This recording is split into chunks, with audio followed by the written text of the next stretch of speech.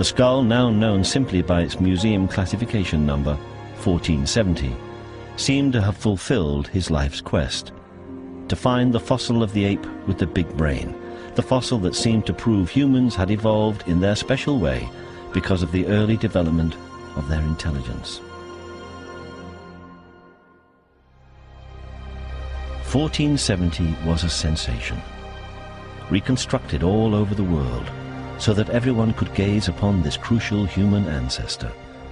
It became more than just a fossil, but an icon, because here seemed to be proof of what had always seemed so obvious, that it must be our superior intelligence that had set us apart from all other animals, and the first key evolutionary change that had begun it all must have been the development of the big brain. So here seemed to be evidence for what you can think of as the sort of brain-led theory of human evolution, that we have a large brain early on in the course of human evolution, and in a sense, once you have a large brain, everything else is inevitable, and this seemed to show exactly that pattern. It now seemed beyond doubt that human beings had evolved in their unique way because of the big brain. But this whole theory was about to be proved wrong.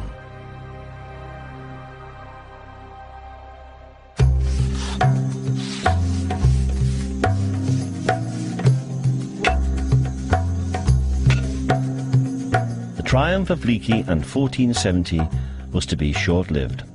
In 1974, a young American researcher called Don Johanson was hard at it in the field, looking in rocks that were about the same age as 1470. I was out surveying in the morning with one of my graduate students, Tom Gray, and as we were walking back to the Land Rover, it was now noontime, and it was close to 110 degrees, and it was time to head back to camp.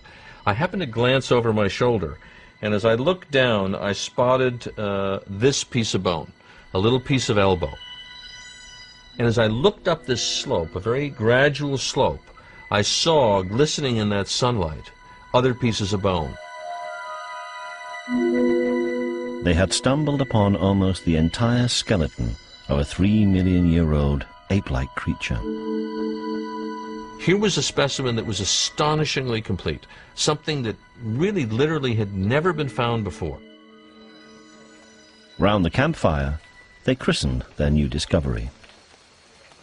One night when we were celebrating, we were listening to a Beatles tape, and on that tape, Lucy in the Sky with Diamonds was playing, and a member of the expedition said, "Well, why don't we just call the skeleton Lucy?"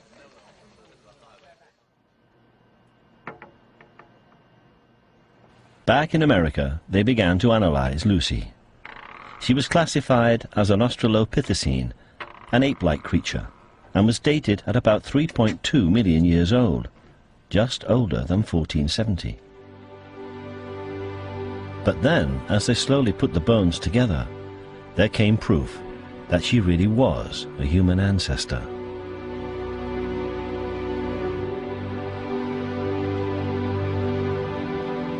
Because this ape-like creature had one clear human characteristic, and it wasn't a big brain, but something quite different.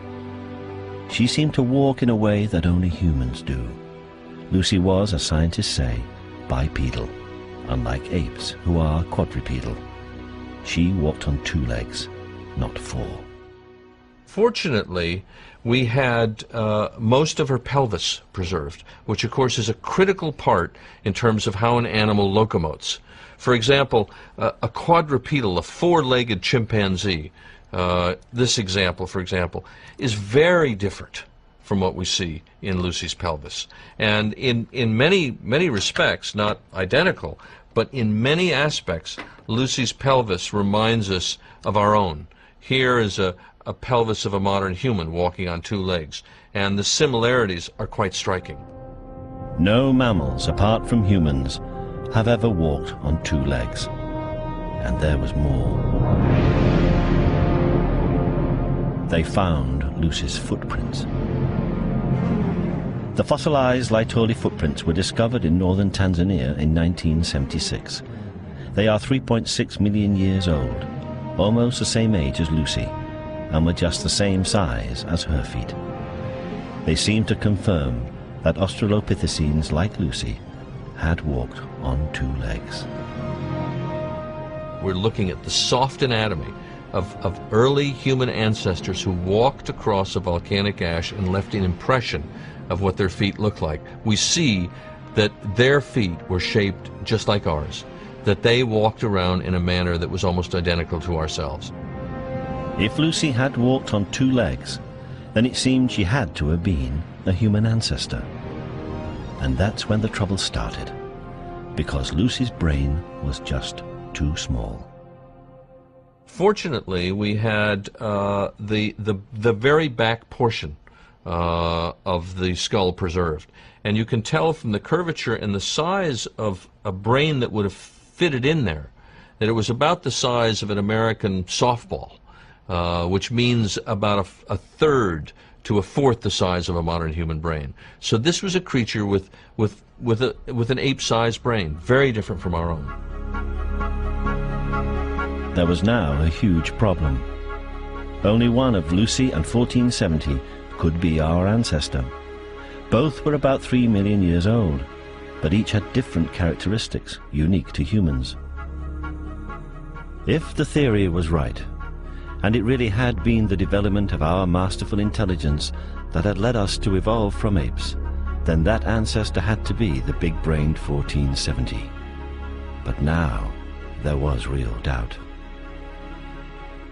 The signal that was coming out of these fossils was difficult to interpret, because on the one hand you had 1470 with its very large brain, and on the other hand you had Lucy with a very small brain, but clearly bipedal.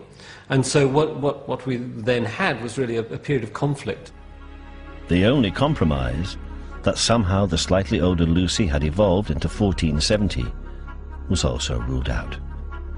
1470's brain was twice the size of Lucy's. There was no way any creature could have doubled its brain size in the 400,000 years that separated them.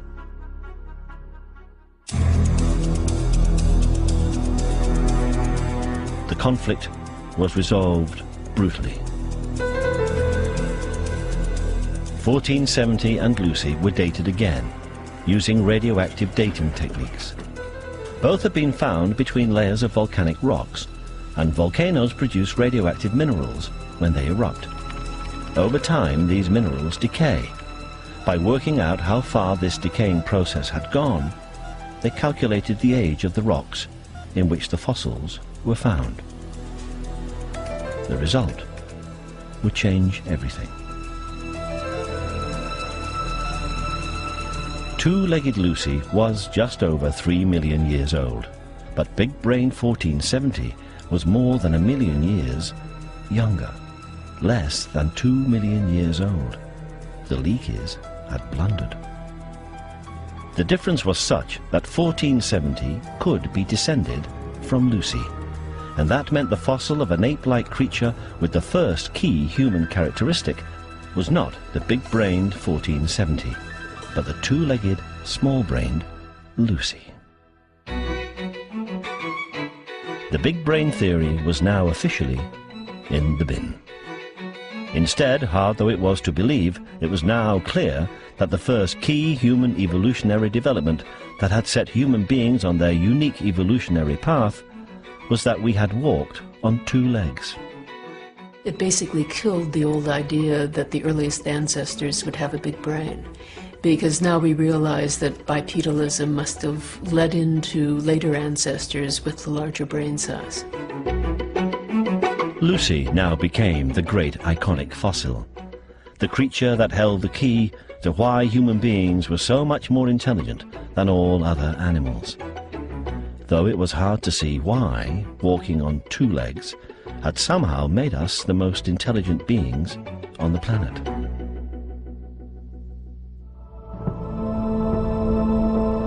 Why intelligence should have evolved from moving on two legs doesn't seem obvious. So now a theory had to be devised to explain how bipedalism had let us evolve into the most amazing creature on the planet. We suffer from back pain, fallen arches, hernias. We're very slow. We're one of the slowest mammals around. Think about the fact that here was a little 3.5-foot tall Lucy walking around with lots of hungry carnivores. She couldn't outrun a house cat. So the advantages of bipedalism must have far outweighed the disadvantages. But then it all became clear to anthropologists. Stage one was that by standing up, our front legs became hands. When our ancestors stood up, they could begin to use their hands to carry things, to make and use stone tools, to manipulate things, to use them in ways that quadrupeds don't. Tools led to early technology. Technology to more ways of getting food. Better diet fed bigger brains. This had enormous consequences for things like social organization and language, and that this was then the stimulus for the development of larger brains. Larger brains led to primitive culture and new ways of communicating. Better communication led to more complex societies to more advanced cultures, and even bigger brains. And so it went on for millions of years.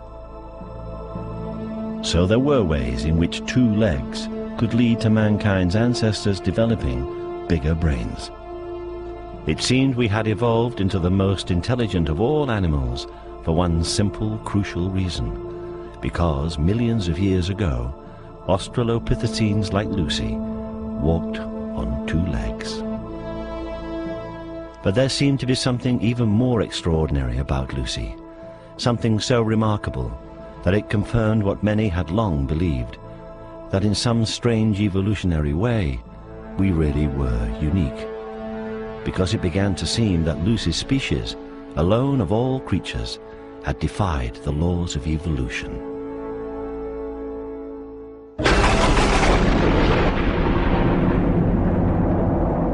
Lucy's species should have evolved according to laws of evolution which state that major evolutionary events occur when there is a sudden and dramatic environmental change.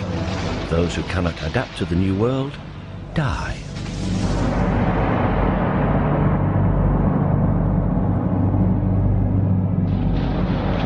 But some animals will have a chance mutation that may help them survive in the new environment.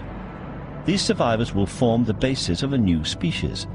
Slowly, these new species will start to exploit all the different ecological niches in the new environment. Gradually, these creatures will adapt to these different niches, and slowly one new species will evolve into two. We can see how this happens where something new arises, there's a new adaptation, a slightly better way of getting hold of food, of avoiding a predator, of walking across a landscape, and that then gives that population an advantage. It spreads out into new areas. Where you had one population, you now have two. Where you have one species, you now have two species. This is how evolutionary family trees develop. Two species split to form separate branches. These branches can split again, and then again. And so a whole host of related species will develop. So what is happening is that each time you're getting proliferation of branches, you're getting divergence taking place, and with that divergence comes what we think of as an adaptive radiation. Adaptive radiation is one of the fundamental truths of evolution.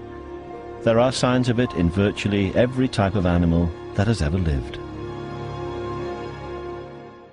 Like the cat family.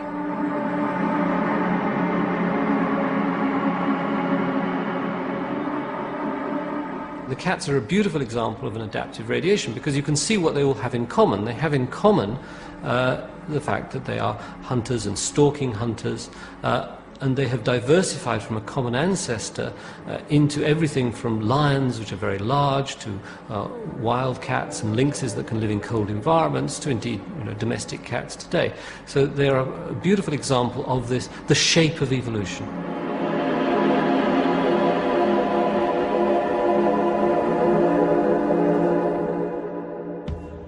Adaptive radiation has given cats a classic evolutionary family tree. lots of related species coming from lots of different branches. It means the cat family tree